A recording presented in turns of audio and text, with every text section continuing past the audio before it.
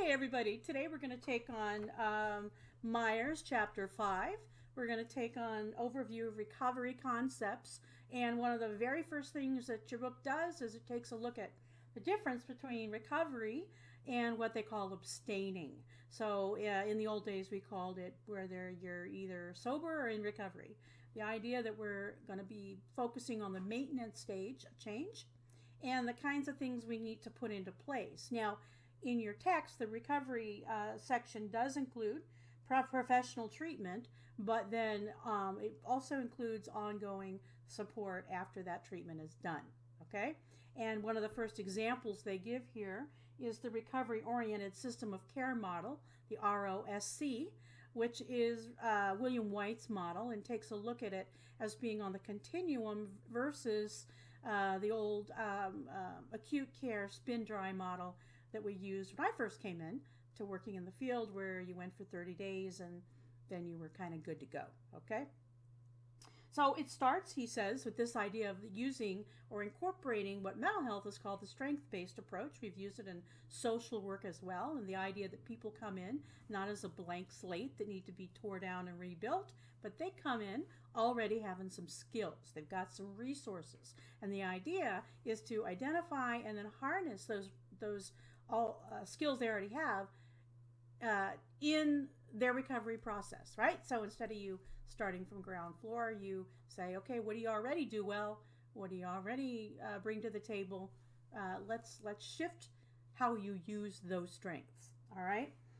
So even in when somebody's really in despair, instead of, again, focusing on all the ways they're broken and they're sick, yes, we need to acknowledge their struggle. We need to acknowledge their pain, which is sometimes the criticism of the strength-based, right?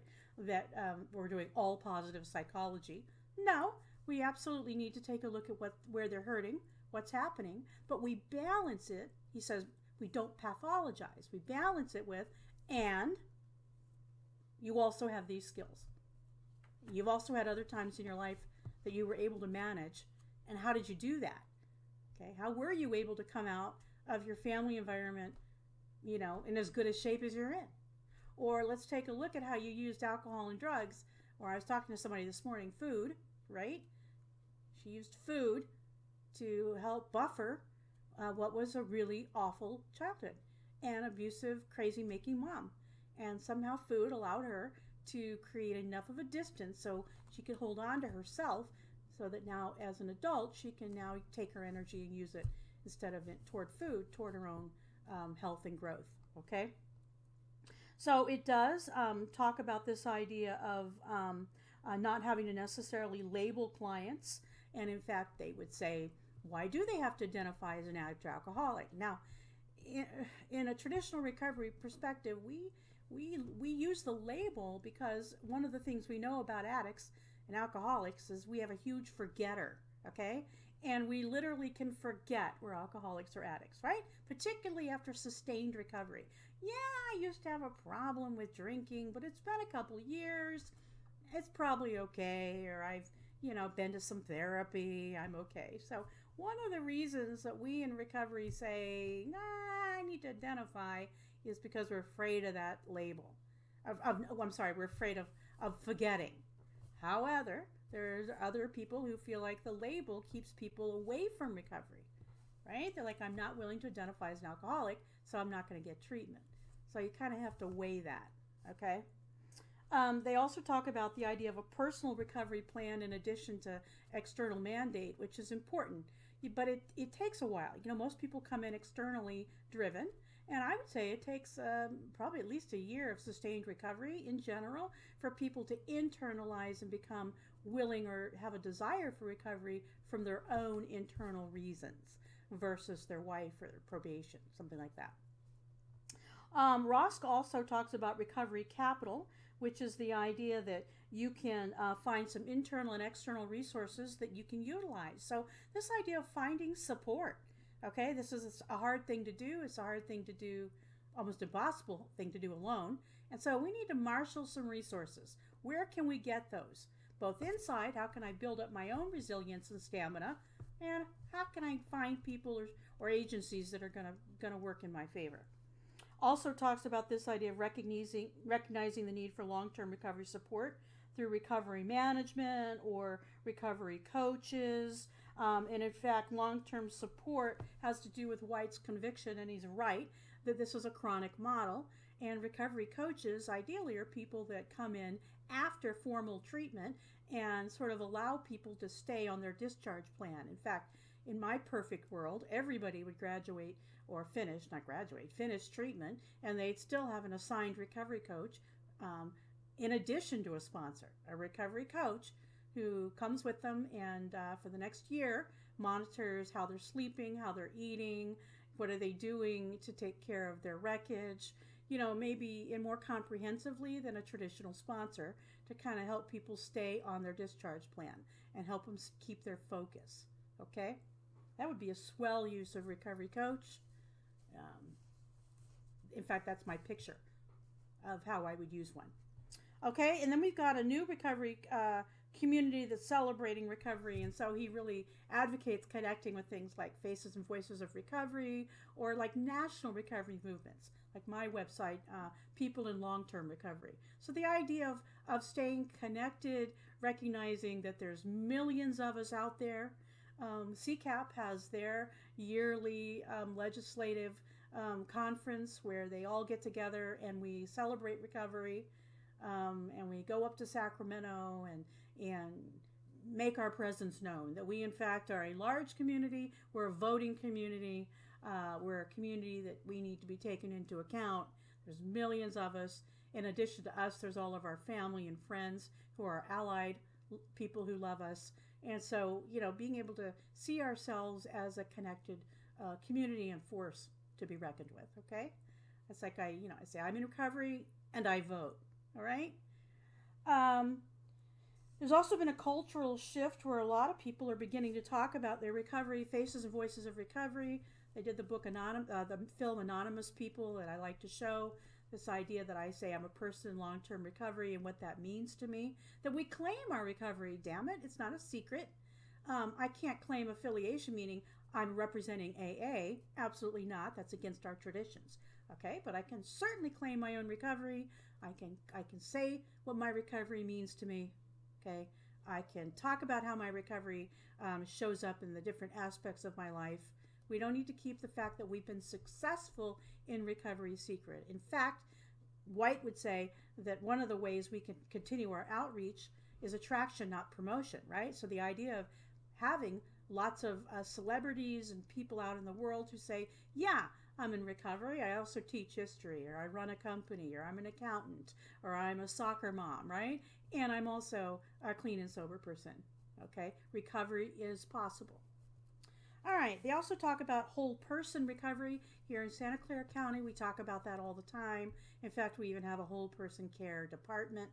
And this idea means you take a look at the different levels of functioning.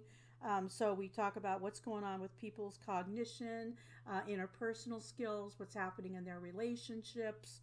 We take a look at physiological improvements. In fact, I think one of the places we've not addressed, well enough is the ongoing physical wellness of recovering people. We've done a lot of physical damage. So we need to take a look at our exercise, our nutrition, our sleep, medical follow-up, getting back in balance. Okay, we've stripped our B vitamins, our D. Okay, we're kind of a mess sometimes, and we need more physical emphasis than I think we have, particularly for a physical illness. They also talk about what's called cultural capital, which means local pathways to recovery that are indigenous or meet our cultural needs. So my Native American approach, if I'm Native American, or Buddhist, if I'm Buddhist, right? I need to connect with multiple cultures in my multiple cultures in order for me to keep my recovery. Talk about improvement in recovery capital, things like social and economics, paying attention to our employment, our housing, our support networks. What are we doing in school? Are there things in our world that we need to attend to in order to improve our economic options, like go to school or go back to vocational school or take some extra classes or ask for that promotion? What do I need to do to build my opportunity to take better care of me, particularly now that I'm not spending all my money on weed? They also talk about the SAMHSA recovery definition. Okay, that recovery is a process of change on page 92, whereby individuals work to improve their own health and wellness, to live a meaningful life in a community of their choice while striving to achieve their full potential. And so SAMHSA actually has principles of recovery. And what's nice about these is that they're kind of aspirational. This idea that, it's person driven, it's got a lot of different pathways, it's peer supported, culturally based, takes a look at people's individual trauma and the role of that trauma in their ongoing struggles as well as successes. Okay, looking at their strengths and responsibility. It's based on respect, and it comes from a position of hope. Like, I really have a hope that this person can change, a belief that people really can get their lives back. Okay, and many of us already have that. We've done that. Okay, we can bring some genuine hope that if people follow, they take care of themselves, they've got options to have an improved quality of life, even if it's not absolute abstinence. Okay, because remember the harm reduction model, right? So they talk at, helping people learn things like emotional management. They talk about emotional illiteracy, the fact that many people are simply naive about feelings. They don't have a vocabulary for feelings. They need to learn to read their feelings and emotional states. And I think of this more as developing their emotional intelligence. We can spend some very deliberate time helping people. That's why we use things like the feeling faces, asking people for feedback. It's where groups are really helpful because people can get real-time feedback about what's going on with them emotionally. So things like identifying emotions, differentiating our emotions from our thoughts, communicating them effectively. And, one of the things that people have, once they get better at identifying and addressing their feelings effectively, all the energy they're going into coping can now be put into recovery. So they don't have to spend so much energy fighting their emotions or always being emotionally overwhelmed or emotionally hijacked. They can actually use their emotions effectively to negotiate and manage their relationships. It's also, they say, help people to what we call euphoric recall, make sure that we identify when people start to remember how good it was when they were using. In Recover, we ask people to play the tape all the way through. It's like, yes, you might have had a lot of girls when you were a dealer because you had a bag of dope. Okay, but those weren't relationships. Those weren't because you're fabulous. Okay, why don't we get you some real emotional and intimacy skills so you can have genuine connection, right? And you don't have to buy people to spend time with you, right? That's really what prostitutes are. I mean, thank God for them because we need them. A lot of people can't connect any other way, but at the end of the day, right, in a perfect intimacy world, I don't have to pay you to spend time with me. I hope that makes sense. I used to work with a guy, used to pay a dope dealer to spend hours. He didn't even use with him, or he used a little bit with him. But mostly, he'd pay him 4 hours to keep him company. He wasn't gay, he just was lonely. So he'd buy the guy's time. I mean, that is so sad. That is so profoundly sad. Okay? Talks about behavioral change depending on self-efficacy. Bandura's belief that we can only change what we believe we can change. So helping people believe by having small achievements in the possibility of large achievements. That's why we get back into dosage, like doing little things, breaking things down into small pieces that people can manage. So you have to learn, and that includes with self-empowerment. Okay? And that can also start with knowing what I can't do, knowing my limitations. Right? What do we say in Narcotics Anonymous, right? If you don't want to get a haircut, don't go to the barbershop. Okay. Or maybe it's the other way. When you go to the barbershop, you're going to get a haircut.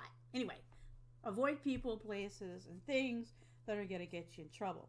We also talk about contingency management, which is, a system of reinforcing behaviors. So things like rewards, vouchers. In AA, we use chips, right? One of our contingency issues is you get your chip for every year. And initially, remember, we don't do it every year, right? 30 days, 24 hours, 6 months, 9 months, 18 months. I mean, we figured this shit out in our culture a long time ago with AA. Okay, that people need to have these, if you just said you get a coin in a year, that's not how human beings work. We need to give them, then after that, it's once a year. Okay, that's called contingency management. And, those old guys, Bill W., those old guys were smart. They understood human beings, and they understood that there needs to be something happening along the way. Okay, then we talk about ways to change our cognitions, which has to do with our distorted belief system. A lot of chemical dependency treatment has to do with changing our stinking thinking. Things like demandingness, which is I should, I ought to. This is where we get rational emotive recovery, right? Where we do masturbations. Awfulizing, low frustration tolerance. They point out that more than the average bear of recovering people have ADHD. This can be a bigger challenge for us. Overgeneralizing, black and white thinking, mind reading. Most of us have done all of these. And in fact, according to Marlott and Gordon, decisions about when and how much people are drinking often shaped by what we expect to happen. Meaning, I expect, they call it alcohol efficacy expectation, which is you're more likely to drink if you lack power, right? In other words, the less I see myself as capable and competent, the more I feel like I need to drink because I don't have any other coping skills and I don't trust me to use the coping skills people have given me because I'm a dumbass, okay? So the more I believe in my capacity to use other things, right, I'm more willing to risk and give other things a chance. They talk about cognitive restructuring, which has to do with alternative, more rational ways of thinking. This is our CBT and DBT skills where, I'm learning that the way I interpret the world is what drives my feelings about things, which drives my behavior, okay? They talk about working on our interpersonal skills, again, social intelligence. I call it emotional intelligence. They talk about in your book assertive versus aggressive and passive behavior. Assertive behavior, meaning win-win. Aggressive, I get what I want regardless of you. Passive, well, I'll get what I want only if you let me, right? So that means I need to have manipulation skills to get you to want to let me do what I want to do by making you think it's your idea, because I don't trust that I can just say this is what I want to do and you would actually give that to me. Now that's the crossover, by the way, with codependency. If I don't trust my attachment, right, I'm not going to be direct in asking for what I need. I'm going to try to maneuver you because I'm afraid to say I need this and you tell me, well, that's a deal breaker and dump me, right? So they talk about things like assertive thinking, okay, which leads to happier things, standing up for ourselves, and they give us some specific skills we can work on, like escalating assertion or consequences. Again, when I think of consequences, I think of boundaries. And remember that when you set a boundary is not what's going to happen if the other person does something, right? So if you smoke again, I'm going to dump you. A boundary is what I will do, right? Which is, well, if you, verbally abusive to me, I'm going to leave the room, right? If you aren't home by 11 because you're out partying, I'm going to bolt the door. And you'll have to sleep at somebody else's house that night. Okay, that's what I'm going to do. A boundary is what I'm going to do, not what you should do. All right. Then they talk about the WHO domains of functioning, the World Health Organization, which replaced, by the way, the GAS and the DSM-4.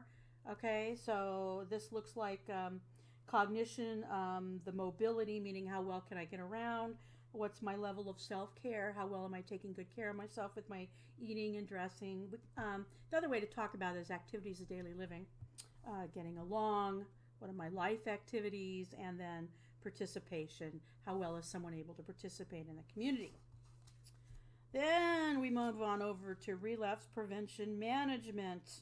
And again, when we look about relapse, some people use the word relapse, other people talk about it as a slip. Different people use it different language in different ways because they feel like slips are more, temporary bumps in the road, where relapse sounds more all-encompassing. I think it's up to the client what's going to work for them. I'm inclined to agree with that, the slips idea.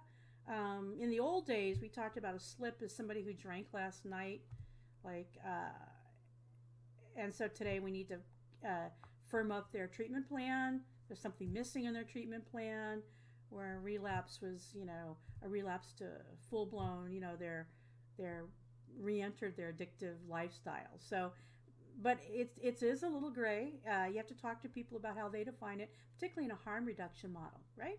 So I could have a relapse with my weed, but just a slip with my alcohol. I don't know. You'd have to talk about it with the person.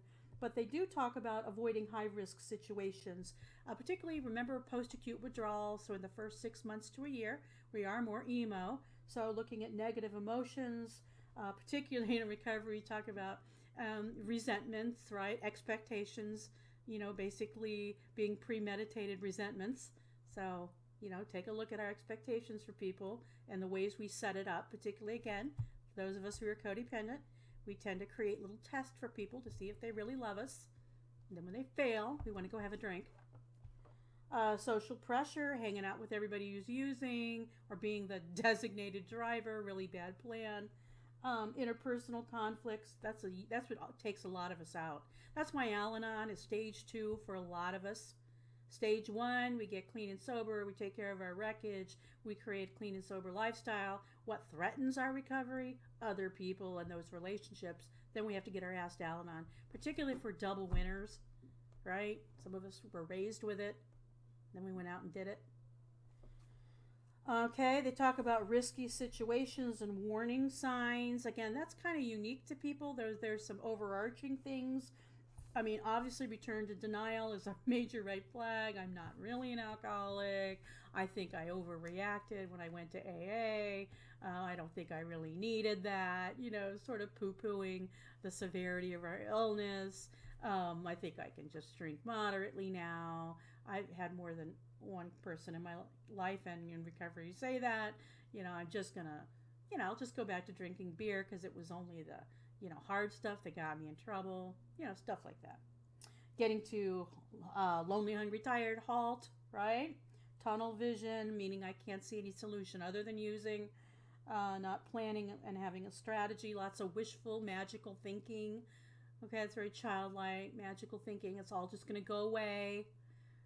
Kind of like when President Trump said that COVID was going to magically, use the word magic, going to magically disappear back in March. It didn't. Okay, don't need magic. We need a stay-at-home plan.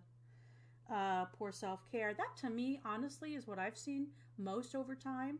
Is people one of the first things they stop doing, which I think is part of their denial, is they go back into denial around the need for self-care. So they stop going to meetings, they stop eating well, they stop sleeping well, they stop taking care of themselves. They start to pull out those supportive or protective factors that were giving them resilience.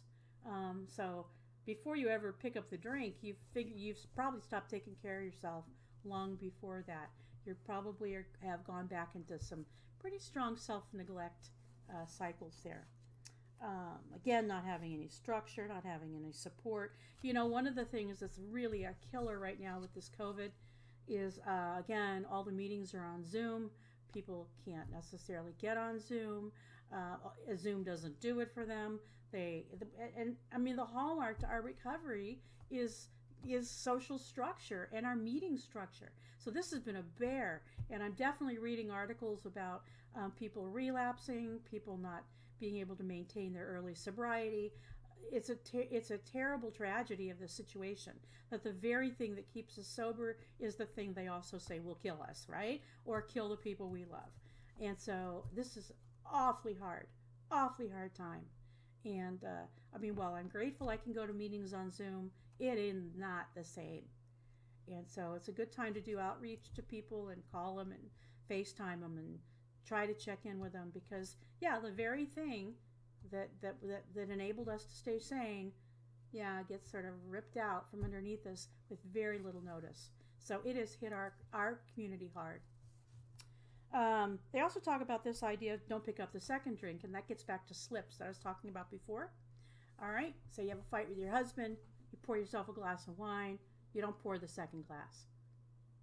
You put it down, you call a sponsor, go to a meeting, go to bed, take a nap, go for a walk, Okay? You put it down. I know it's hard. But that's a contingency plan. Right? So worst case scenario, I pour myself the drink. I walk away. I walk away. That means get away from it. Leave. Do what you have to do. Right? Call somebody. Tell on yourself. The other thing that we're using a lot is mindfulness. It's kind of a cool thing. Many modern therapies are using mindfulness. Again, some of their basic principles is that anxiety, suffering, it's inevitable. It is, right? At some point in your life, your heart's going to get broken. Right? You live long enough, somebody you love's going to die. Tragedy's going to happen. Disappointment, it's going to happen. So it's not avoiding that. It's paying attention to how it impacts us and then managing it. It's managing it. Not avoiding, not pretending, it's like, okay, this is, because, life's kind of like this, right? We have joy. If you're going to have joy, right, you're going to have the other part. In fact, I discovered this new thing I was going to show you. It's from Heart Math. Something called E-Wave. It's called EMWAVE. E-Wave 2. It's this interesting little thing that I bought for somebody. A friend of mine was using it. He's practicing with it, and so we text each other, and so he was saying, why don't we do this together? So I've been doing it, and the idea is you plug it in and you put it on, you clip it to your ear, or you can hold it, right? And then the light will go up and down and match your breathing. You can learn to, as the light goes up and down, you can match your breathing to the light, and it'll tell you, are you in red, yellow, or green? So to practice your breathing, right? It can even, if you wanted to, plug it in and track, your breathing sessions.